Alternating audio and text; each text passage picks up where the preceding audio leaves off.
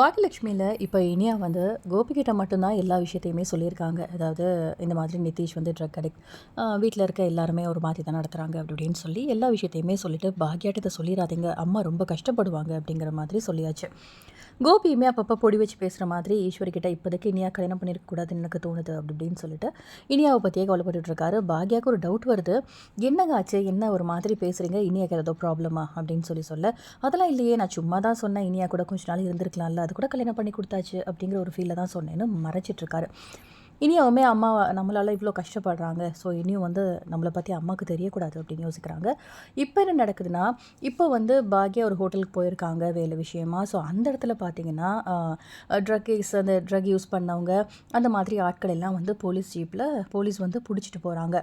அந்த கேங்கில் நம்ம நிதிஷும் இருக்கார். ஸோ பாக்யா வந்து பார்த்துடுறாங்க. பார்த்ததுக்கப்புறமா அவங்களுக்கு நம்பவே முடியல, திரும்ப திரும்ப அது நிதிஷ் தானா அப்படின்னு சொல்லிட்டு பார்க்குறாங்க. என்ன நடக்குதுங்க என்ன அப்படின்னு சொல்லி ஒரு பக்கம் வந்து பாக்யா கத்துறாங்க. ஸோ போலீஸ் வந்து தரத்துறன்னு நிதிஷ் வந்து இழுத்துட்டு போகிறாங்க. நிதிஷ் வந்து நல்ல போதையில் இருக்கார். என்ன இதெல்லாம், என்னப்பா இதெல்லாம் அப்படின்னு சொல்லிட்டு ஜீப்புக்கு வெளியில் நின்று பாக்யா வந்து கத்துறாங்க. ஸோ நிதிஷால் ஒரு இதில் நிற்க முடியல, இல்லை இருக்க முடியல இல்லையா. ஸோ அவருக்கு வந்து பாக்யா பாதி தெரிஞ்சிருக்கலாம், தெரியாமல் இருந்திருக்கலாம்.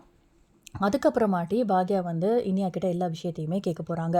என்ன நடக்குதுங்க நிதிஷ், இந்த மாதிரி நான் பார்த்தேன், என்ன உண்மையை சொல்லு அப்படின்னு உடனே இனியா வந்து அழுதுகிட்டே பாக்யா கிட்ட, ஆமாம்மா இந்த மாதிரி எல்லாம் நடக்குது அப்படின்னோட, கோபி ஒரு தப்பு பண்ணிட்டாரு, என்னதான் வந்து சுதாகர் சொல்லியிருந்தாலும் அந்த வீட்டில் திருப்பி விட்டார் இல்லையா, கண்டிப்பாக பாக்யா அந்த தப்பு செய்ய மாட்டாங்க.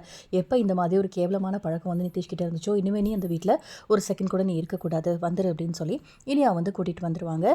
ஸோ அப்கமிங்கில் என்ன ட்விஸ்ட் நடக்க போகுது. ஸோ இந்த பக்கம் ஆகாஷ் வந்து சூப்பராக படித்த ஐஏஎஸ் கலெக்டர் ஆயிடுவார் இல்லையா. ஸோ அதாவது இந்த ஒரு சீரியலோட கிளைமேக்ஸில் வந்து நம்ம இனியாவையுமே ஆகாஷையுமே சேர்த்து வைக்கிறதுக்கும் வாய்ப்பு இருக்குது. என்ன நடக்க போகுது அப்படிங்கிறத பார்க்கலாம். இந்த வீடியோ பிடிச்சிருந்தால் லைக் பண்ணுங்கள். இந்த மாதிரி அப்டேட்க்கு மறக்காம நம்ம சேனலை சப்ஸ்கிரைப் பண்ணுங்கள். தேங்க்யூ.